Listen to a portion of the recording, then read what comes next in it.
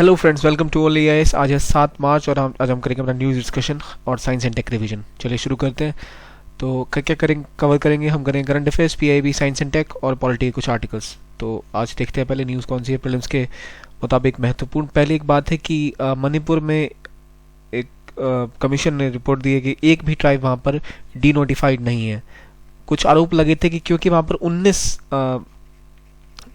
बड़ी ट्राइब्स हैं, छोटी मोटी ट्राइब्स 19 है टोटल, लेकिन 5 जो है वो बहुत ज़्यादा डोमिनेंट है। तो ऐसा आरोप लगा था कि जो पॉलिटिकल पार्टी उन्होंने 5 को तो डी नोटिफाई कर रखा है, बाकी सबको डी नोटिफाइड लिस्ट में डाला हुआ है। लेकिन हाल ही में जो रिपोर्ट है उसके हिसाब से जो 19 के 19 क्लैन है, इनमें से कोई भी डी नोटिफाइड नहीं है, सब एसटी कैटेगरी में है। ठीक है, तो डी नोटिफाइड ट्राइब्स क्या होती थी? वो ट्राइब्स होती थी जिनको विमुक्त जाति भी कहते थे, जो कि पहले क्रिमिनल टाइप्स में लिस्टेड थी। ठीक है, और इनमें नॉन बेलेबल ऑफेंस का कहा जाता था कि ये जो भी ट्राइब्स के लोग हैं सारे पहले से ही बहुत ज़्यादा क्रिमिनल टाइप के हैं, तो ये अक्सर इजीली इनको पुलिस पकड़ के जेल ले जाती थी। ये प्री ब्रिटिश टाइम में था। तो रूल तो ये था कि कॉन्स्टिट्यूशन बनते टाइम जो लॉ रह गया वो लॉ रह ही जाता था। तो कई जगह तक अभी तक चलता ही आ रहा था ये। तो ऐसा आरोप लगा था कि वहाँ पर डी नोटिफाइड ट्राइब्स का सिस्टम अभी तक है, लेकिन क्लैरिटी है कि वहाँ कोई भी डी नोटिफाइड ट्राइब नहीं है। तो याद रखिए, त्रिपुरा की 33% जनसंख्या ट्राइब्स की है, जिसमें 19 क्लैन है और 5 मेजॉरिटी में है। आगे बढ़ते हैं। एक न्यूज़ आई थी कि टोकलाई टी रिसर्च इंस्टीट्यूट, जो इंडिया का एक प्रीमियर टी रिसर्च इंस्टीट्यूट है, इसमें साइंटिस्टों के रिटायरमेंट तक ड्यूज़ हैं और उनके पास पैसे नहीं उनको पे करने के लिए। ये है जोरहाट, असम में। ठीक है, और ये महत्वपूर्ण न्यूज़ इसलिए है क्योंकि जो टी इंडस्ट्री है इंडिया की, वो अभी मार्केट खो रही है। मतलब ऑलरेडी इंडिया कभी टॉप पे हुआ करता था, अभी 2-3 पे जाने लग गया इंडिया। और इसके लिए बहुत महत्वपूर्ण है कि हमारी जो टी की प्लांटेशन, उसकी टी लीव्स होते हैं, बड़ी पत्ती और छोटी पत्ती, 2 तरह की पत्तियां होती हैं। तो उनके लिए जो टेम्परेचर होता है, क्लाइमेट चेंज की वजह से असम के रीजन में टी की प्लांटेशन पर असर पड़ रहा है। और हमारी जो बुशेस हैं, टी बुशेस, वो पुराने हो चुके हैं, अब उनको रीप्लांट करना है। उसके लिए कोई अभी तक योजना पिछले साल 2012 के बाद से बनी रही है, अभी तक इम्प्लीमेंट नहीं हो पाई है। तो अगर आपका प्रीमियर टी रिसर्च इंस्टीट्यूट जो है, जो कि प्रमुख है, वही जिसको टी रिसर्च एसोसिएशन पैसे भी देती है, फंड करती है, पर फिर भी ये हालत में है, तो आप सोचिए कि आपके एम्प्लॉयज़ और आपके रिसर्च का क्या हाल होगा। जब एम्प्लॉयज़ को पैसा नहीं मिल रहा तो आप रिसर्च कैसे करेंगे? तो ये बताता है कि कितना ज़्यादा महत्वपूर्ण है टी इंडस्ट्री के लिए कि अब वहाँ पर फंडिंग हो। मैंने इस पॉइंट को इसलिए रखा क्योंकि आप थोड़ा कर पाएँ कि टी की हालत बहुत नाजुक है और हम अपने आंसर्स में अक्सर इसको भूल जाते हैं। मेंस के लिए इंपॉर्टेंट है, प्री के लिए भी, कि इंस्टीट्यूट कहाँ पर है, तो जोरहाट, असम में, जो कि नेशनल टी इंस्टीट्यूट है, रिसर्च इंस्टीट्यूट। अब देखिए, इंडिया ने एक सबसे लंबा फ्लैग हाल ही में अटारी बॉर्डर पर लहराया है, जो शायद 100 मीटर से ऊपर है, 140 मीटर का, हालांकि अमृतसर में भी बन रहा है। तो अटारी पे जो फ्लैग ये होइस्ट किया गया, सबसे लंबा टॉलेस्ट फ्लैग है। पर इसके साथ समस्या ये है कि अभी पाकिस्तान कह रहा है कि भाई इसके ऊपर से इंडिया हम पर जासूसी कर पाएगा, तो हम पे स्पियोनेज, मतलब हम पे जासूसी करने की कोशिश कर सकता है। तो वो तो उतनी नॉर्मल सी बात है। और एक और पॉइंट था कि अघोड़ी को लेकर, अघोड़ी जो साधु होते हैं उनको लेकर CNN ने एक शो किया, जिसको लेकर वहाँ के हिंदुओं के बीच में काफ़ी रुष्ट हुए। वो उनका कहना था कि इससे उनकी उसको ठेस पहुंची है, भावनाओं को। तो ये भावनाओं ठेस इसलिए पहुंची कि अघोड़ीज के बारे में उन्होंने शो करके बताया था कि अघोड़ीज काफ़ी वायलेंट होते हैं, उनकी प्रैक्टिस के बारे में लिखा था कुछ कुछ। तो बेसिकली हमें पता है अघोड़ीज कौन होते हैं। आपने कहीं ना कोई अघोड़ी देख ली रहे हो अगर आप इंडिया में रहते हैं तो, जो कि साधु वो अक्सर राख से वो होते हैं और जैसे कहते हैं घर बार छोड़कर विचरण करते रहते हैं। देखिए, जो शिव है उनकी, या फिर रुद्र जिन्हें कहते हैं, उनकी पूजा करने के जो लोग उन्हें पूजा करते हैं, कई सारे क्लैंस हैं। जैसे एक सेविज्म में आते हैं नॉर्मल, और एक नन पुरानिक। एक तो पुराण के सिस्टम को फॉलो करते हैं वो सेविज्म में, जैसे हम नॉर्मल शिवलिंग या जिस तरह की पूजा मंदिरों में की जाती है शिव की मूर्ति लगाकर। पर दूसरा होता है जहाँ की रुद्र नन पुरानिक वर्जन, पुराण जो बने थे उससे पहले का जो सिस्टम था उससे चला आ रहा है। उसके अंदर 2 तरह के थे, एक तो मंत्र मार्ग और एक अति मार्ग। तो नाम से क्लियर है, मंत्र मार्ग जो मंत्रों पर फोकस करते हैं, ठीक है, और अति मार्ग मतलब जो पशुपत या फिर सेविज्म में फॉलो कर, जैसे कि आपके लिंगायत हो गए, या कलामुख हो गया, लकुल हो गए, जो कि आजकल बहुत मात्रा में साउथ में काफ़ी ज़्यादा लोग हैं जो लिंगायत हैं। और जो मंत्र मार्ग है, इनमें क्या होता है कि ये अक्सर उस पर ज़्यादा फोकस करते हैं कि सबको छोड़ देना, या फिर जिसमें कि आपका घोड़ी का एक आता है सिस्टम। ठीक है, तो हाँ, तमिल सेव सिद्धांत, ये भी लिंगायत्स में आते हैं, जो मैंने कहा था साउथ में कई सारे लिंगायत्स मिलते हैं। तो देखिए, हम बेसिकली हमारा जो मंत्र मार्ग का होता है, मंत्र मार्ग फॉलो करते हैं, उसके अंदर जाकर आपको अघोड़ी आते हैं। ठीक है, और ये किस सब क्लैन के अंदर आते हैं? सब सिस्टम कपालिक सेविज्म। देखिए, अगर आप इसको ऐसे पढ़ेंगे कि रुद्र, शिव, ठीक है। शिव के दो तरह के हो गए, एक तो हो गया आपको जो पुराण सिस्टम है, तो नॉर्मल वाला आप मान लीजिए पुराण, जिसको आप आसपास मंदिर वगैरह में, नॉन पुराणिक, ठीक है। नॉन पुराणिक में दो तरह के मेन है, लिंगायत जो कि साउथ में पाए जाते हैं, जो कि शिव सिद्धांत के हिसाब से चलते हैं, ठीक है।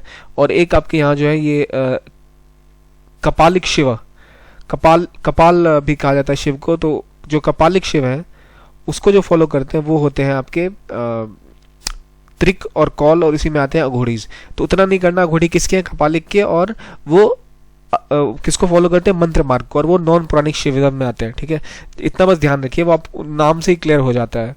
अब एक न्यूज़ थी, डॉक्टर थॉमस स्टार्ल्स जो पहले लाइव ट्रांसप्लांटेशन लिवर के करने वाले व्यक्ति थे, उनकी मृत्यु हो चुकी है, जो कि पहले baboon to human liver transplant उन्होंने किया था, और एंटी रिएक्शन ड्रग्स पे इन्होंने किया था, और ये मर चुके हैं। और इन्होंने ट्रांसप्लांट 1963 में किया था, और लिवर ट्रांसप्लांट 1967 में किया था सक्सेसफुली, और किडनी ट्रांसप्लांटेशन किया था कैडावर से 1967 में। और तो ये महत्वपूर्ण न्यूज़ है, याद रखिए डॉक्टर थॉमस स्टार्स ने पहला आपको लिवर ट्रांसप्लांट किया।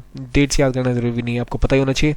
अगली न्यूज़ है, यूएस एडमिनिस्ट्रेशन ने दोबारा बैन लगा दिया है 6 मुस्लिम कंट्रीज के ऊपर, उन पे इमिग्रेशन बैन लग गया, रिफ्यूजी बैन ऑलरेडी लग चुका है। इससे पहले 7 पे था, अब इन्होंने इराक को हटा दिया है। तो इसको लेकर काफ़ी विवाद उठा था, कई एडिटोरियल्स पे डिस्कस हुआ भी था, तो आपको इस बारे में तो आप जानकारी रखते ही होंगे। और जो एक चीज़ इंपॉर्टेंट है कि इराक को हटा दिया है, और करंट वीज़ा होल्डर और जो ग्रीन कार्ड होल्डर्स हैं, ग्रीन कार्ड होल्डर्स क्या होता है, जिनको वहाँ की सिटीजनशिप तो नहीं कह सकते, सिटीजनशिप मिल जाती है, जो डुअल सिटीजनशिप लेके रहते हैं या फिर उस तरह की बात है, तो जो ग्रीन कार्ड होल्डर्स हैं उनको अभी इफेक्ट नहीं होंगे इस ऑर्डर से। इंडियन सुप्रीम कोर्ट ने सोमवार को कहा कि वो एल.के. आडवाणी और बीजेपी कुछ लीडर के खिलाफ बाबरी मस्जिद में जो चार्जेस लगे हुए थे, हट गए थे, उन पर दोबारा चेक करें कि भाई कैसे हटा दिया आपने, क्यों आपने उनको हटाया, और उसको रिवाइव करने की बात हो सकती है। तो हमारे लिए पॉलिटिकल न्यूज़ उतना इंपॉर्टेंट नहीं है, पर इसलिए महत्वपूर्ण हो जाता है कि इससे आपको याद करने में वो होगा कि बाबरी अगर जब मस्जिद डिमोलिशन हुआ था तब कौन कौन सी सरकारें थी, वहाँ पर क्या क्या हुआ था, आप इसको एक बार जगह रिवाइज कर सकते हैं। क्योंकि अभी ये मामला अगर खुला तो बहुत लंबा चलेगा, और काफ़ी सारे आर्टिकल्स आने वाले हिंदू में, बस बाढ़ आ जाएगी इसके ऊपर, शायद कल से शुरू हो जाए। देखते हैं, एक प्रीमियम प्रोसेसिंग चार्ज जो कि H1B पे वो लगाते थे, जिससे प्रीमियम प्रोसेसिंग होती थी H1B वीज़ा की, मतलब जिसको आप जैसे हमारा रेल टिकट में तत्काल टिकट हो गई, उस तरह का था कि आप प्रोसेसिंग फी पे करके अपने वीज़ा की गति बढ़ा सकते थे, जल्दी से वो हो जाता। पर US citizenship and immigration services ने इसको सस्पेंड कर लिया टेम्पररी, H1B पिटिशन को प्रोसेस करने की जो ये सुविधा थी। तो इसमें क्या होता था कि 15 दिन के अंदर एक्स्ट्रा फी लेकर वो आपको रिस्पॉन्ड करते थे कि वीज़ा क्या स्थिति, क्या क्लैरिटी होने वाली है। तो इसको लेकर काफ़ी मुद्दा गरमाया कि आखिर ऐसा क्यों किया गया, क्योंकि मैक्सिमम जो थे H1B वीज़ा वाले होल्डर्स वो कौन थे, इंडियंस थे। तो इसमें क्या होता था, पहले H1B वीज़ा अप्लाई करो, लॉटरी लगेगी, बहुत कुछ नाटक होता था, उनसे मुक्ति पाने के लिए आप एक फीस देके आगे बढ़ जाते हो, बंद कर ली। तो मान के चलिए तत्काल सेवा वीज़ा पे बंद हो गई, तो इंडिया वालों ने बहुत दुखी है इससे। पर उनकी दलील ये है कि हमने इसलिए किया है क्योंकि काफ़ी ज़्यादा एम्प्लॉय लग रहे थे हमें काम करने में, तो हम पहले बैकलॉग क्लियर करना चाहते हैं। देखिए नॉर्मल प्रोसेसिंग 6 से 8 हफ्ते में होता था, 6 से 8 महीने तक लग जाते थे, लेकिन ये बहुत जल्दी होता था। और खासतौर पर उनके जो स्टूडेंट्स हैं जिनका बीच में वीज़ा चला गया, खत्म हो गया, या फिर जो किसी काम करना है कंपनी के और उनका वीज़ा 1 साल के बीच में ख़राब हो गया, तो वो क्या करेंगे, वो इसके थ्रू जल्दी जल्दी अपना वीज़ा ले लेते थे। तो ये न्यूज़ थी। आगे बढ़ते हैं, एक न्यूज़ ये भी है कि इंडियन प्रेसिडेंट ने visitors award for the best university दिया है जवाहरलाल नेहरू यूनिवर्सिटी को, न्यू दिल्ली में। JNU काफ़ी चर्चा में, बेस्ट यूनिवर्सिटी का अवार्ड जीता। और एक और न्यूज़ है कि यूनियन कैबिनेट ने एक्स फैक्टो अप्रूवल दे दिया है कि एक UAE और इंडिया के बीच में, UAE और UAE की company Abu Dhabi national oil corporation और Indian strategic petrol reserve limited ने एक MOU साइन किया, जिसके तहत वो लोग मैंगलोर में जो इंडिया का ऑयल स्टोरेज फैसिलिटी है उसमें इतने मिलियन बैरल्स ऑयल रखेंगे। तो ये इंपॉर्टेंट इसलिए कि मैंगलोर में किसके साथ किया है, अबू धाबी के साथ। इंडिया में कितनी स्टोरेज फैसिलिटीज़ हैं बताइए ज़रा, या आप काम के कितने हैं और कहाँ कहाँ है, नक्शे याद कीजिए। विशाखापट्टनम में भी है, पेडूर में भी है, मैंगलोर में भी है, और क्या गुजरात में है, कितने हैं आप पता करिए। और सबका लोकेशन याद रखिए कि उससे क्या इंपॉर्टेंस है, उसके आसपास कौन के इंपॉर्टेंट पोर्ट्स हैं, ये सारे आपको पता होने चाहिए, क्योंकि ये बहुत महत्वपूर्ण है इंडिया को स्ट्रेटेजिकली वॉर से या कुछ ऐसा हो जाए उसमें कम से कम कुछ स्ट्रेटेजिक तेल होना चाहिए जिसका आप यूज़ बाद में कर पाए। तो किसके साथ साइन हुआ, अबू धाबी के साथ। एक और इंपॉर्टेंट न्यूज़ लगी मुझे, जो एयर स्ट्रिप्स हैं ऑल ओवर इंडिया, 50 अनसर्व्ड या अंडरसर्व्ड जो एयर स्ट्रिप्स हैं जहाँ पर एयरपोर्ट बन सकते हैं, हवाई पट्टी, हवाई अड्डे जिन्हें निर्मित किया जा सकता है, उसके बारे में बात चल रही है। और सरकार, राज्य सरकारों से बात करेगी कि किस प्रकार से इनको डेवलप किया जाए। एयरपोर्ट अथॉरिटी ऑफ इंडिया भी इसमें सम्मिलित है। तो इसके बारे में ये है कि जो भी डिमांड को देखते हुए कमिटमेंट की जाएगी कि आप यहाँ पर छोटे मोटे प्लेन्स चलाइए, ताकि जो इंडिया को एक तरह से एविएशन सेक्टर को जीर्णोद्धार करने की बात हो रही है, उसके तहत ये कदम उठाया गया है। तो देखिए, आज प्रीलिम्स के हिसाब से इतनी ही थी। 2-3 आर्टिकल्स हैं, 2 आर्टिकल्स इंपॉर्टेंट हैं जो डिस्कस अलग से होंगे। अदरवाइज प्रीलिम्स के लिए इतना ही था। चलिए अब साइंस एंड टेक में घुसते हैं, जहां हम स्पेस टेक कर रहे थे। हमने ऑलमोस्ट सारा इसरो के जितने भी सैटेलाइट प्रोग्राम्स हैं, लॉन्चिंग्स हैं, ऑलमोस्ट कर लिए। मैं ये नहीं कह सकता सारे किए, कुछ अगर छूटे भी होंगे तो हम कोशिश करेंगे बाद में कैचअप करने के लिए, पर ब्रॉडली जो बड़े मिशन से हमने कर लिए हैं। अब आगे देखते हैं आज हम क्या करेंगे। आज हम करेंगे नासा, ईएसए, स्पेसएक्स, जो दूसरे क्या कर रहे हैं, what others are up to. बाकी जो है जैसे 3-4 फेमस है, नासा, ईएसए, ये यूरोपियन स्पेस एजेंसी, ये सारी कहाँ और क्या कर रही है, हम उसके बारे में आज जानेंगे। सबसे पहले नासा कवर करते हैं। इसके कई सारे महत्वपूर्ण मिशन है। नासा का एक है निसार मतलब NASA ISRO synthetic aperture radar mission. इसके तहत ये एक रडार इमेजिंग सैटेलाइट भेजेंगे जिसमें कि रडार इमेजिंग कर पाएंगे लोग अर्थ की, जिससे इन्हें पता चल सके कि क्या इंडिया अर्थ की जो टोपोग्राफी है, वातावरण या जो भी ऊपर का चेंजेस आएंगे उसके बारे में, टोपोग्राफिकल चेंजेस के बारे में रीड कर पाएंगे। डेटा मिलेगा बहुत भयंकर रूप से, जो कि फ्रीली अवेलेबल होगा। मेट्रोलॉजिकल डेटा मिलेगा और ये बहुत महत्वपूर्ण है क्योंकि इतने बड़े स्तर पे भी तो कोई सैटेलाइट का जॉइंट कमीशन किसी ने ज़्यादा किया नहीं था। तो ये एक बड़ा मिशन है, निसार मिशन। तो इसमें जो पेलोड है 9 एल बैंड के पेलोड नासा ले जाएगा, 9 एस बैंड के पेलोड 9 एस बैंड के पेलोड इसरो ले जाएगा और एल बैंड के नासा ले जाएगा, जिसकी ये 24 सेंटीमीटर की है, 12 सेंटीमीटर वेवलेंथ है रडार इमेजिंग सिस्टम है। अब देखिए, ये तो निसार याद कर लिए किसके साथ है, इसरो और नासा के साथ। और ये सैटेलाइट है जो कि आपको डेटा देगी, अर्थ की टोपोग्राफी पे मेट्रोलॉजिकल डेटा भी मिलेगा और ये फ्री रिसर्च के लिए यूज़ किया जाएगा डेटा वर्ल्ड वाइड। एक और इंपॉर्टेंट न्यूज़ है नासा के बारे में, डॉन मिशन जो कि सीरीज पे गया था। तो डॉन मिशन क्या था? डॉन मिशन एक ऐसा प्रोब था जो कि जो हमारी एस्ट्रॉयड बेल्ट है, ठीक है, एस्ट्रॉयड बेल्ट है। एस्ट्रॉयड बेल्ट कहाँ है जरा बताइए? बहुत ही बचकाना सवाल है, मतलब बच्चों वाला, आपको पता होना चाहिए। अगर आप भूल गए तो रिवाइज करिए, अभी हम कर लेंगे खैर थोड़ी देर बाद। जो एस्ट्रॉयड बेल्ट है उसमें दो, जिसे सेरेस को ड्वार्फ प्लैनेट भी का दर्जा दिया हुआ है। अब मुझे बताइए ड्वार्फ प्लैनेट क्या होता है और एक प्लैनेट क्या होता है? आपके लिए आज का काम है ड्वार्फ प्लैनेट और प्लैनेट का डिफरेंस बताइए। जब हम अगर आपको नहीं पता चल पा रहा तो हम लोग कल जब एक आउटलुक साइंस एंड टेक का करेंगे स्पेस से बाहर, तब बताऊंगा मैं प्लैनेट और ड्वार्फ प्लैनेट, क्यों प्लूटो प्लैनेट नहीं रहा और क्यों उसको ड्वार्फ प्लैनेट की तुलना की कैटेगरी में डाल दिया गया। देखिए, 2 तरह के ड्वार्फ प्लैनेट है जिसका इसने रोटेशन किया, सीरियस और वेस्टा। तो डॉन मिशन था, ये चेक करने के लिए गया था कि जो हमारे जो सोलर बॉडीज एस्ट्रॉइड्स में है, जिससे पता लग पाए कि एवोल्यूशन कैसे हुआ हमारी दुनिया का, हमारे संसार का। और ये सोलर सिस्टम में इनर सर्कल में है, इन पे जाके रिसर्च किया था किसने? डॉन ने। तो ये देखिए, ये आपकी एस्ट्रॉइड बेल्ट जुपिटर और मार्स के बीच में है, ठीक है। हम कहाँ है? हम ये अर्थ, ठीक है। और सीरियस यहाँ पर है, इस पर इनका डॉन मिशन गया था। डॉन मतलब क्या होता है? सवेरा, मतलब एक नया सवेरा पता चलेगा हमें कि कैसे इवोल्यूशन हुआ था, उसके बारे में पता करने के लिए। एवोल्यूशन को लेकर एक और मिशन चल रहा है जो कि यहाँ प्लूटो के पार कुपियर बेल्ट में जाके हो रहा है, ठीक है। ईरिस पर भी किया जाएगा। जो कुपियर बेल्ट कहाँ पर है? कुपियर बेल्ट है नेपच्यून के बाहर, जो एक बेल्ट है जहाँ पर छोटे छोटे ड्वार्फ प्लैनेट्स है या फिर कॉमेट्स है जो आपस में टुकड़े टुकड़े जो आपस में चलते रहते हैं, उनका नाम है वो कुपियर बेल्ट कहलाते हैं। एस्ट्रॉइड बेल्ट कहाँ है? जुपिटर और मार्स के बीच में। और ये कहाँ है? कुपियर बेल्ट नेपच्यून के पीछे जो है, ठीक है, पूरा का वो एरिया जिसे एक्सोप्लैनेट्स भी कहा जाता है। और कॉमेट्स कहाँ मिलते हैं? और ये कॉमेट यहाँ भी आपका दिखा रहा है। तो सीरियस मिशन हो गया, मरकरी, वीनस, अर्थ, मार्स आपको पता ही होना चाहिए, बेसिक सी बात है। एक और मिशन जो महत्वपूर्ण है, मैसेंजर मिशन नासा का, जो कि अब खत्म हो चुका है क्योंकि ये देखिए क्रैश लैंड, इन लोगों का मिशन पूरा होने के बाद ये क्रैश लैंड किया था 2015 में। 11 साल सर्विस की इसने। मैसेंजर प्रोब जो था वो मरकरी के सरफेस कंपोजिशन के बारे में इसने बहुत जानकारी दी थी कि कैसे डेवलप हुआ, उसके बारे में बताया। इंटर मैग्नेटिक फील्ड के बारे में बताया, ये तक बताया कि वहाँ पर फ्रोजन वाटर एग्जिस्ट करता था, मैग्नेटिक फील्ड क्या है, सबके बारे में। तो एक बहुत ही सक्सेसफुल मिशन रहा था। कौन सा? मरकरी पर मैसेंजर, ठीक है। मैसेंजर मिशन कहाँ गया था? मरकरी पर। और डॉन कहाँ गया था? सेरेस पर। और डॉन 2 बॉडीज पे था, वेस्टा और सेरेस के ऊपर गया था। और तीसरा एक महत्वपूर्ण, अब ये देखिए मैसेंजर 10 साल स्पेस में रहा था, क्या क्या किया इसने। 8 बिलियन माइल इसने ट्रेवल किया था, 29 ट्रिप लगाए थे सूर्य के आसपास, इतने इन्होंने इमेजेस खींचे थे। 91,730 माइल्स पर आवर की स्पीड थी एवरेज। 35 मिलियन शॉट्स लिए थे, 7 मरकरी सोलर डेज या इतने दिन ऑर्बिट में रहा था, 1232 दिन ऑर्बिट में रहा। तो बहुत ही महत्वपूर्ण मिशन था, एक महत्वाकांक्षी योजना जिसने बहुत ही अच्छे रिजल्ट दिए थे नासा को।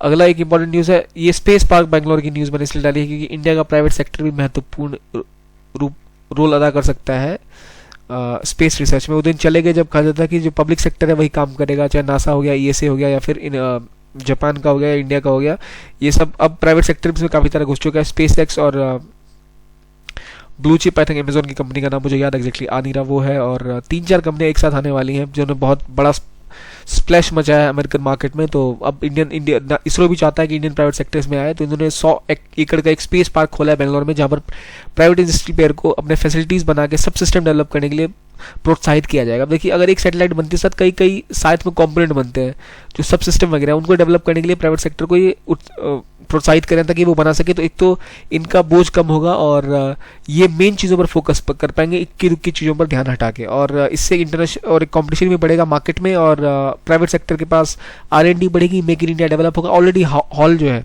हिंदुस्तान एरोनॉटिक्स, वो काफ़ी सारे रॉकेट्स बनाता है, सैटेलाइट्स पे काम करता है इसरो के साथ, तो अब ये होने वाला है। और एक और 10 साल का सेकंड स्पेसक्राफ्ट कॉम्प्लेक्स बन रहा है मरथाली बेंगलोर में, जो कि 100 एकड़ का होगा, जहाँ पे स्मॉल और मीडियम मिड साइज इंडस्ट्री को सपोर्ट करने की बात चल रही है। तो इसरो का पार्क, स्पेस पार्क कहाँ खुल रहा है? बेंगलोर में।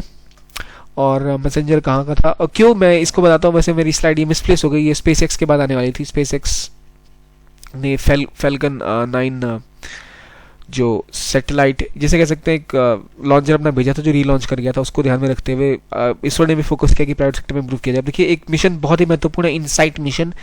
Insight mission interior exploration using seismic investigation, geodesy and heat transport. एक नासा का डिस्कवरी प्रोग्राम है जो कि मार्स पे जाने वाला है। ये कि एक लैंडर रखेगा मार्स पे, जिससे वो इन डेप्थ उन्हें पता लग पाए कि इंटरनल एक्टिविटी कैसे होती है। 3 बेसिकली इस पे इंस्ट्रूमेंट होंगे, SES, HP3 और राइज इंस्ट्रूमेंट, जो आपको बताएंगे इंटरनल एक्टिविटी क्या हो रही है, वहाँ की टेम्परेचर का क्या हिसाब किताब और रिफ्लेक्सेस कैसे हैं।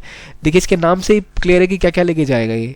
इनसाइट है, मतलब interior exploration using seismic investigation, तो उसमें सेस्मिक इन्वेस्टिगेशन करेगा, तो वेव्स का यूज़ करेगा, और जियोडेसी यूज़ करेगा, और हीट ट्रांसपोर्ट करेगा। तो 3 चीज़ें तो ऐसे ऑलरेडी प्लेयर है, 3 लैंडर होंगे, तो इसमें 3 जिसके कॉम्पोनेंट है। तो क्या क्या है? इंटरनल एक्टिविटी चेक करेगा, सिस्मिक इन्वेस्टिगेशन करेगा, मतलब इंटरनल एक्टिविटी, जियोडेसी चेक करेगा, मतलब इसका टेम्परेचर, और जो इसके रिफ्लेक्सेस है वो भी पता चलेंगे हीट ट्रांसपोर्ट के थ्रू। तो ये मार्स पे डेटा इकट्ठा करेगा, और इससे पता लगेगा कि जो एवोल्यूशन हुआ, जो उत्पत्ति हुई जीवन की, या फिर जो ग्रहों का अंदरूनी स्ट्रक्चर है वो ऐसा क्यों बना, न सिर्फ मार्स पे या कि बाकी प्लैनेट्स के ऊपर भी ऐसा क्यों हो रहा है। देखिए, लगातार कोशिश, जैसे एस्ट्रोबायोलॉजी मिशन जो मैंने कल बात की थी, उसको देख लीजिए, चाहे वो सिरिस हो, चाहे वो इनसाइट हो, चाहे वो जूनो हो, हर मिशन के तहत मेन मुद्दा ये होता है जानना कि इवोल्यूशन कैसे हुआ इन सब चीज़ों का। तो इनसाइट ये रहा, मार्स का पे जाने वाला है, नेक्स्ट ईयर शायद 2018 में जाएगा, 2-3 लैंडर लेके जाएगा ये। तो ये इसके बेसिक है कि ये ज़मीन में इस तरह से सिस्मिक वेव्स डाल के आपको पता करेगा कि क्या हिसाब किताब है वहाँ पे। आगे बढ़ते हैं, न्यू होराइजन। न्यू होराइजन कहाँ पर गया है? प्लूटो पे। न्यू होराइजन मदद करेगा हमें जानने में कि ये देखिए हमारे सोलर सिस्टम का एंड, मतलब नेपच्यून आखिरी प्लेनेट है, उसके बाद के हिस्से में गया है। तो ये वेंचर कर रहा है क्यूपियर बेल्ट में, और ड्वार्फ प्लैनेट प्लूटो को ऑलरेडी कवर करके जा चुका है। ये कुपियर बेल्ट की खास बात है, ये दिखाता है कि हमारे सोलर सिस्टम कैसे बने, क्योंकि उसका एक रेलिक है, उसके टुकड़े हैं, तो वहाँ बहुत बेहतर तरीके से जान पाएंगे हम क्या सिस्टम है। और ये जाएगा एक बिल्डिंग ब्लॉक जिसे कहते हैं हमारे सोलर सिस्टम में, 2014 MU69। ये एक जिसे कहते हैं ना सेलेस्टियल बॉडी कह सकते हैं, जो कुपियर बेल्ट में है, जिसे कहा जाता है कि एक अर्ली बिल्डिंग ब्लॉक है सोलर सिस्टम में, जहाँ से माना जा सकता है कि जहाँ से हमारा सोलर सिस्टम फॉर्म हो, तो बहुत महत्वपूर्ण है उस नज़रिए से ये। तो इसके लिए कौन सा मिशन किया? New horizon. न्यू होराइजन का मतलब ये नए नए, होराइजन की एग्जैक्ट हिंदी मुझे याद नहीं आ रही, होराइजन मतलब बृहद पैमाने पे कुछ नया, शायद ऐसा। तो होराइजन, एक नया होराइजन बिल्कुल इसने खोजा है, अगर खोज पाएगा, अगर ये प्लूटो के पार जाता है तो, क्योंकि एक्सो प्लैनेट कह सकते हैं इसको, प्लूटो के बाद का जो हमारे सोलर सिस्टम का बिल्कुल एज तक जाके हमें डेटा दे रहा है ये, तो बहुत महत्वपूर्ण है ये, और बहुत महत्वाकांक्षी योजना है। तो ये है, और सॉरी, ये न्यू होराइजन पहला मिशन था, आखिरी प्लैनेट तक, प्लूटो तक सक्सेसफुली जाने वाला पहला मिशन था ये। और ये साइंस को एक नए फ्रंटियर पे लेके गया। एंशिएंट रिलिक जिसे कहते हैं ना, आइस ड्वार्फ्स भी कहते थे कुपियर बेल्ट को, आइस ड्वार्फ्स इसलिए कि वो पूरे बर्फीले हैं, ठीक है, और या तो वो बॉडीज बिल्कुल बड़े प्लैनेट्स के टुकड़ों से बनी है, या तो खुद से डेवलप हुई है। अब इसकी पूरी डिटेल नहीं होगी, तो बेसिकली माना जाता है पुराने टुकड़ों का टुकड़ा ही है वो, जैसे एस्ट्रॉइड बेल्ट पे जो आपके घूम रहे हैं वो भी एस्ट्रॉइड्स, उनके बारे में कहा था एक प्लैनेट का टुकड़ा है। अब यहाँ पे सीड्स ऑफ लाइफ कहते हैं कि इम्पैक्टेड कुपियर बेल्ट में, जिनकी वजह से रॉ मटेरियल्स आया फिर डेवलप हुआ और एटमॉस्फेरिक पता चला प्लूटो का। और एक्सप्लोर या टीम अप्रोच, मतलब बातों की बातें हैं, 4-5 चीज़ें जो अपने काम की रिलीक है, साइंस का नया फ्रंटियर खुला, हमें पता लगा कि ये जो प्लैनेट है चेरॉन जिसका नाम है, और जिसे 2014 CU भी कहते हैं, क्यों sorry 2014 CU MU sorry 2014 MU69 इस पे काम करेगा ये। और ये डेटा हम पता चलेगा एवोल्यूशन के बारे में, कैसे प्लूटो का एटमॉस्फेयर पता चला हमें। अब देखिए इसकी एक जर्नी की एक नज़र डालते हैं। एक इन्फोग्राफिक अच्छा मिला था मुझे कि ये एक जेट प्लेन से 300 गुना ज़्यादा तेज है। ये इसका बेसिक बॉडी होगी जो आप बाद में PDF में पढ़ सकते हैं। 7 इमेजर्स होंगे, 7 इमेजर्स से रेडियो सिग्नल भेजता था ये ऑफकोर्स। और बस यही सी बात है। ये आप इन्फोग्राफिक देख लीजिए कितना कितना डिस्टेंस है। कुपियर बेल्ट क्या होती है? Kuiper belt disc shaped region of icy bodies है, जिसमें डॉफ प्लैनेट्स है, प्लूटो वगैरह और कॉमेट्स हैं, जो कि नेपच्यून के बाहर है, जिसे हमने अभी देखा। ये 30 से 55 एस्ट्रोनॉमिकल यूनिट की दूरी पर है, के बीच में है। और कई सारे आईसी बॉडीज इसमें हैं जो कि 100 किलोमीटर से भी बड़े बड़े हैं, जिन पर बेसिक हमारी नज़र है। ट्रिलियंस से भी ज़्यादा कॉमेट्स वहाँ पर पाए जाते हैं। ये है कुपियर बेल्ट। याद रखिए कुपियर बेल्ट और एस्ट्रॉइड बेल्ट में डिफरेंशिएट करना सीख लीजिए कहाँ कहाँ पर है। एक आखिरी बहुत महत्वपूर्ण मिशन है जूनो मिशन, जो कि जुपिटर पर गया है, वो भी नासा का है। ये जुपिटर के ऑर्बिट में घुस चुका है और ये उसको ऑर्बिट कर चुका है। ये क्या करेगा? ये हमें बताएगा कि जुपिटर की ओरिजिन कैसे हुई, उसकी एवोल्यूशन कैसे हुई, इसकी उसके अध्ययन में मदद करेगा। और सोलर जो वहाँ का प्लेनेटरी कोर है उसका भी अध्ययन करेगा। अब देखिए वहाँ पर एक भयंकर मैग्नेटिक फील्ड है जुपिटर का, ऑब्वियसली उसकी साइज की वजह से होगा ही। तो वहाँ पर कहा जाता है कि वाटर है या जो भी डीप एटमॉस्फेयर में जो अमोनिया है उसको स्टडी कर रहा है ये 20 महीने का इसका मिशन लाइफ है 2018 तक का। और ये ऑर्बिट जो जुपिटर का दूसरा ग्रह है, दूसरा उपग्रह है। इससे पहले एक जो प्रोब गया था वो था गैलीलियो ने पता लगाया था कि वहाँ सब सरफेस सॉल्ट वाटर है, ठीक है, जुपिटर पर। ये एक बहुत बड़ी डिस्कवरी थी उस टाइम की जुपिटर पर सब सरफेस वाटर, सी सॉल्ट वाटर है। तो जूनो गैलीलियो के बाद जाने वाला दूसरा प्रोब है। और ये जो गैलीलियो था वो जुपिटर के मून यूरोपा, गैनीमेड और कैलिस्टो पर गया था। तो जूनो एक बड़ी महत्वाकांक्षी योजना है। देखिए क्या हिसाब किताब है इसका। 2011 में लॉन्च हुआ था ये, 2016 में जुपिटर की कक्षा में शामिल हो चुका है। और आप देखते हैं कि इसके मैनूवर कैसे हुए थे, जो हमने बताया था कि ये तरीके है फ्यूल बचाने के और एक सही तरीके से एग्जिट करने के। 30 दिन का इंटरवल था, टिक मार्क्स जहाँ गया 30 दिन का इंटरवल इसके बीच में था, रेवोल्यूशन जिसने लगाए। अब अगर देखें तो एक बहुत बड़ी बात है कि सोलर पैनल्स लगे हुए हैं, ठीक है, ताकि ये अपने आप को फ्यूल अप कर पाए। और सबसे बड़ा जो मिशन है अभी तक सोलर पैनल्स वाला वो है, क्योंकि इसमें फोटोवोल्टाइक सेल लगे हैं जो कि इसको उस हद तक सोलर एनर्जी लेने में कामयाब बनाते हैं जो कि 25 गुना तक कमज़ोर है। मतलब जो 25 टाइम्स लेस सनलाइट जो आएगी उसको भी यूज़ कर पाएगा ये। तो इसमें क्या क्या है? रेडियोमीटर है, मैग्नेटोमीटर है, पार्टिकल डिटेक्टर है और ग्रेविटी रेडियो सिस्टम है जो कि जुपिटर के मास को चेक करेगा। और plasma radio wave, spectrograph, infrared mapper और कूल कैमरा, ये सारे इसमें चीज़ें। देखिए कुछ चीज़ें तो सब में होती है, स्पेक्ट्रोमीटर सब में होगा, माइक्रोवेव रेडियोमीटर होगा, मैग्नेटोमीटर भी हर जगह होता ही है ऑलमोस्ट, अगर कोई प्रोबिंग मिशन है तो आपने जैसे 3-4 जो हम 3 दिन से कर रहे हैं ऑलमोस्ट सेटेलाइट, किसी को भी देखे तो कुछ चीज़ें तो ऑब्वियसली होती ही होती हैं। तो डिफ्रेंशिएट करना पड़ता है किस मिशन के लिए। स्पेक्ट्रो अगर आपका सिस्मोग्राफर है तो वो ज़रूर चेक करेगा कि उसकी ज़मीन के अंदर की बनावट कैसी इंटरनल, तभी तो सिस्मोग्राफर लेके गए हैं आप। ये सोलर पावर एक्सप्लोरर कहते हैं इसको, कि ये एक लंबे समय तक अभी तक का सबसे बड़ा सोलर पैनल्स जो यूनिवर्स का वो लगाया गया था इसमें। और ये जैसे कहते हैं कि एक उत्कृष्ट उदाहरण है कि भविष्य में हमारी प्रणाली किस तरह से, उसके जो रोसेटा जो ESA का है, जो कि शुरू से में बड़ा अजीब सा नाम है, उस पर गया था ये, उसमें भी सोलर पैनल्स लगे हुए हैं। या फिर जो भी मिशंस हैं सैटर्न के बाद जाने के लिए फ्यूचर में नासा के मिशन जो जाएंगे उन पे भी आप यही टेक्नोलॉजी का यूज़ करने वाले हैं। तो क्यों इम्पॉर्टेंट है सोलर मिशन, न सिर्फ हमारी अंदरूनी बल्कि बाहरी शक्तियों के लिए भी। और एक वैनगार्ड जो सैटेलाइट भेजी थी 1998 में, वो भी सोलर पैनल बेस्ड थी। तो ये बेसिक हो गया। अब नासा का मेरे हिसाब से हमने जो मेन था वो कर लिया है। अब हम करेंगे एक SpaceX जो कि प्राइवेट कंपनी है जो कि नया स्टार बनाया स्पेस रेस में। देखिए इसके जो संस्थापक हैं इलॉन मस्क, बहुत ही महत्वपूर्ण शख्सियत हैं आज की डेट में दुनिया में। और मेरे हिसाब से तो अभी वर्ल्ड में सबसे जो बेहतरीन काम प्लेनेट के लिए कोई कर रहा है तो इलॉन मस्क कर रहे हैं।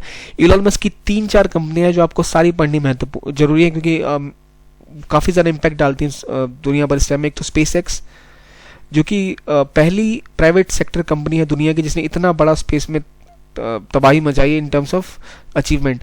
दूसरी टेस्ला जो कि इलेक्ट्रिक कार कंपनी है, ठीक है, और इसके बारे में कहा जाता है कि इस कार कंपनी ने वर्ल्ड ओवर में इकलौती 1940s के बाद पहली कोई कार कंपनी है जिसने इतना बड़ा, अब जापान की कंपनी से जिसने इतना बड़ा मार्केट शेयर ग्रैब किया, और ये पूरी तरह क्लीन एनर्जी पे काम करती है। तो इलेक्ट्रिक कार मेकर है टेस्ला, और सबसे बड़ी इलेक्ट्रिक कार मेकर है भी, और बहुत भयंकर मार्केट शेयर उसका हो चुका है। ये भी इंपॉर्टेंट है, ये एग्जाम्पल देता है कि हम आगे क्लीन एनवायरमेंट की तरफ कैसे जा सकते हैं। और तीसरा हाइपर लूप, जो एक बहुत तेजी से चलने वाला ट्रांसपोर्ट सिस्टम है, जिसके बारे में बेंगलोर और चेन्नई के बीच में भी बिडिंग चल रही है, कौन सी चलेगी ट्रेन। हाइपर लूप सिस्टम, इसमें आप बहुत तेज गति से ट्रैवल कर पाते हैं, जो सुपरसोनिक हाइपरसोनिक स्पीड से। और चौथा एक इनकी कंपनी है सोलर सिटी, जो कि पैनल बनाती है। सोलर पैनल्स बिल्कुल जैसे घर में टाइल्स लगते हैं उस तरह के टाइल्स बनाए इन्होंने। टाइल्स लगाओ घर में और वो सोलर पैनल का काम करने स्टार्ट हो जाएंगे। तो ये 4 बहुत महत्वपूर्ण कंपनियां हैं। अभी आपको एनवायरमेंट और इस सारी चीज़ों को ध्यान में रखते हुए मेंस के लिए बहुत इंपॉर्टेंट है। तो मैं तो कहूँगा इलॉन मस्क की कंपनी को एक बायोडाटा देख लें कि कौन सी टेक्नोलॉजी कैसे काम करती है और क्या क्या करने वाले हैं, ताकि आप इसको मेंस में आंसर में डाल सके। कि इलॉन मस्क की कंपनी का नाम डालना जरूरी नहीं, आप डाल सकते कि फ्यूचर की डेवलपमेंट की क्या बात है। अब देखिए, जो स्पेस एक्स उन्होंने जब खोली थी, इससे पहले उन्होंने पेपाल, जो काफ़ी फेमस कंपनी है, जिसने की डिजिटल बैंकिंग बेसिकली स्टार्ट ही किया था दुनिया में। तो पेपल से इन्होंने प्रोग्रामिंग स्टार्ट की थी, पेपल खोला था, वहाँ से उन्होंने पैसे बेचा, इन्होंने इसको ईबे को, और वहाँ से बहुत सारे पैसे मिले तो उन्होंने कंपनियाँ खोल दी। तो जो स्पेसएक्स खोला गया, इसका मिशन ये था कि मार्स पर कॉलोनी बसाना, मार्स पे एक लोगों को ले जाना, लाना, और वहाँ पर एक तरह का डेवलप करना सिस्टम, क्योंकि इनका ऐसा मानना है कि अर्थ पर एक समय ऐसा है हमें अर्थ छोड़नी पड़ेगी, तो उसकी तैयारी हमारा मिशन है। जो उसका लॉन्ग टर्म गोल था। उसके बाद उन्होंने ये अपने शुरू किए फाल्कन सीरीज के रॉकेट्स और ड्रैगन कैप्सूल्स, जो कि इनका एक प्लेन हाल ही में आईएसएस इंटरनेशनल स्पेस स्टेशन पे सामान पहुंचा के आया है, तो काफ़ी फेमस रहा है। और फाल्कन 9 स्पेशली इंपॉर्टेंट है। फाल्कन 9 स्पेस एक्स का पहला ऐसा रॉकेट था जो कि लैंड पे वापस आ गया कुछ डिलीवर करके, ठीक है। इसमें क्या किया कि ये जैसे फॉर एग्जांपल ये यहाँ से कुछ लेके गया, लैंडर से लेके चला गया और सैटेलाइट पहुंचा के ऊपर चली गई, और जो मेन इसका लॉन्चर था वापस आके दोबारा जगह पे आके खड़ा हो गया, ठीक है। तो इसलिए कैसे इसने किया कि प्राइमरी मिशन ये बूस्टर्स के पहले कूल डाउन में फिर जगह पे आ गया। इसका वीडियो आप एक बार देख लीजिए यूट्यूब पे, बहुत महत्वपूर्ण और बहुत ही कमाल की टेक्नोलॉजी है कि कैसे इन्होंने इसको दोबारा उतारा। तो ये स्पेस एक्स का रॉकेट ऐसे उड़ा, ठीक है। ये जो इसके लॉन्चर थे वहाँ वापस सामान लेके चले गए ऑर्बिट से बाहर, और जो मेन जो कि लॉन्चर वैसे बर्बाद हो जाता है वो आके दोबारा यहाँ पर वापस आ गया, इसी जगह दूसरी जगह पर। तो इसरो ने जैसे काम स्टार्ट किया RLTVD पे, रीयूजेबल टेक्नोलॉजी पे डेमोन्स्ट्रेटर जो मिशन स्टार्ट किया था ना, इसने उसका एडवांस वर्जन ऑलरेडी करके दिखा दिया, जो कि बहुत सस्ता बनाता है स्पेस ट्रैवल को और कोस्ट कटिंग के लिए बहुत महत्वपूर्ण है। तो आगे अगर आपको स्पेस ट्रैवल सस्ता करना है उसके लिए ऐसी टेक्नोलॉजी बहुत महत्वपूर्ण है। इनका अगला मिशन है कि शायद ये मार्स और चांद दोनों पे जाने वाले हैं। तो नासा के साथ भी स्पेस एक्स ने बहुत सारी पॉसिबिलिटी स्टार्ट की, और वर्ल्ड ओवर एक इंटरनेट सिस्टम की बात चल रही है, जहाँ पूरे ग्लोब को इनकी स्पेस एक्स और 2 और कंपनियां जो पूरे ग्लोब पर सैटेलाइट का एक जाल बिछा के फ्री इंटरनेट सर्विस प्रोवाइड करने की बात कर रही हैं, जो एक लॉन्ग टर्म विजन है, जो बेसिकली हमारे सिलेबस का इंपॉर्टेंट नहीं है, बट ऐसे ही जीके के लिए बता दिया मैंने। देखिए ये कैसे गया था इनका स्पेस एक्स, जो फॉल्कन 9 था वो ऐसे उड़ा के, देखिए यहाँ से लिफ्ट हुआ, फिर यहाँ गया, यहाँ से सेकंड स्टेज जो था इग्निशन, यहाँ जो इनका मेन इंजन था वो कट ऑफ होकर ऊपर की तरफ निकल गया जहाँ इसको जाना था, ठीक है। फायरिंग सेपरेशन करके ये अपना सेकंड स्टेज में जाके पेलोड सेपरेट होकर जहाँ इसको जाना था वहाँ चला गया, ठीक है। लेकिन जो इनका सेकंड स्टेज में जो कट ऑफ था, जो हिस्सा बचा हुआ था, ठीक है, वो फ्लिप कर गया, उसके अंदर नाइट्रोजन के थ्रस्टर लगे थे जिसको धक्का मार के इधर ले गए, ठीक है।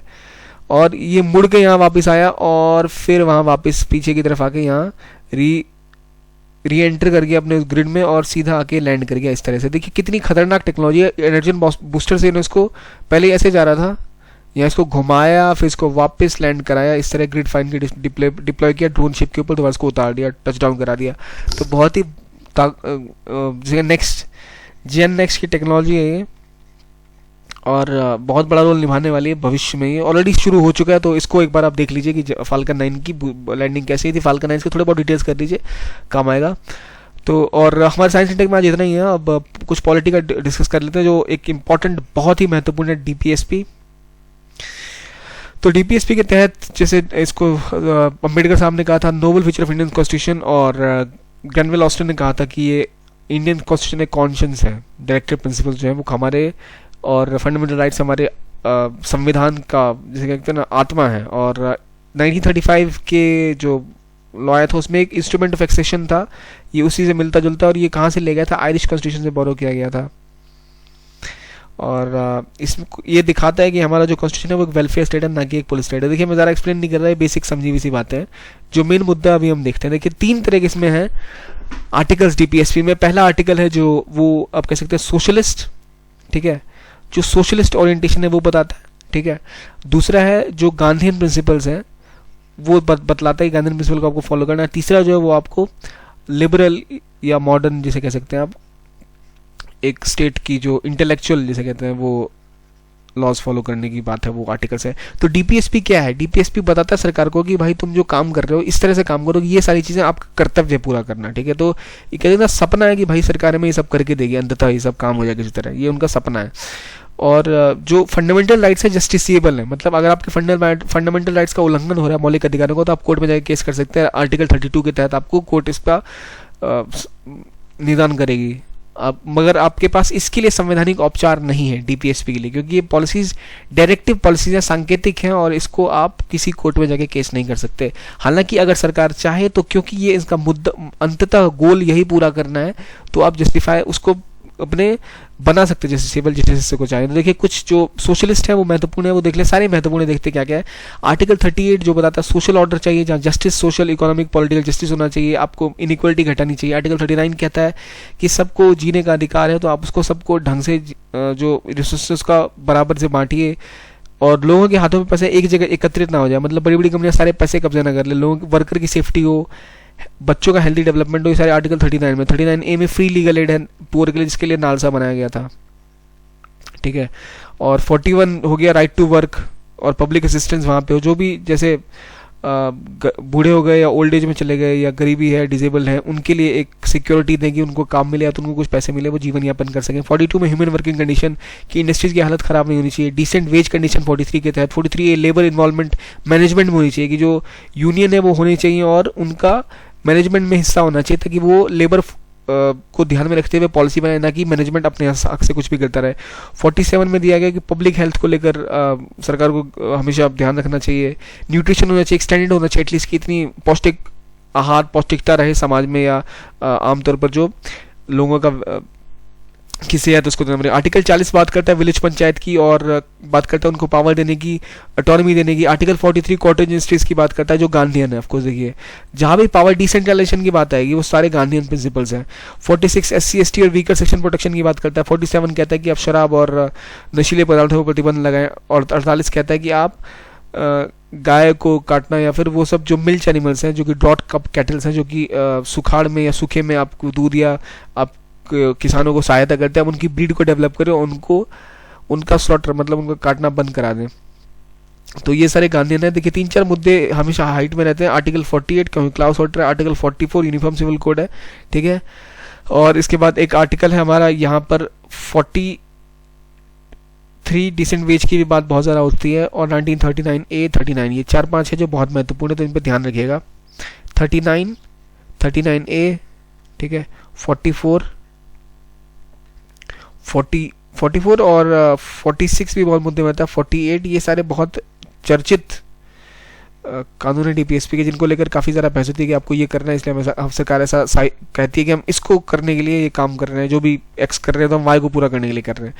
दो बार में लिबरल है वो 44 यूनिफॉर्म सिविल कोड आर्टिकल 45 के तहत चाइल्डहुड केयर की बात है। 48 animal husbandry, 48 ecological and environment security, 49 monument protection, 50 separation of judiciary from executive, 51 international peace and treaties. देखिए मैं इसको एक्सप्लेन नहीं कर सकता क्योंकि बहुत सारे आर्टिकल्स हैं 36 से 51। अब सबको एक्सप्लेन बेसिकली अंडरस्टूड है, इसका रट्टा मारना पड़ेगा आपको। 3 डिवीजन है जो मैंने कर दिए हैं, ध्यान रखिए। जो भी अगर आप हो सके तो आप इसको ऐसे रिवाइज याद कर लीजिए, अदरवाइज आपको याद अपने आप हो जाएंगे, इसको 4-5 बार पढ़ेंगे तो।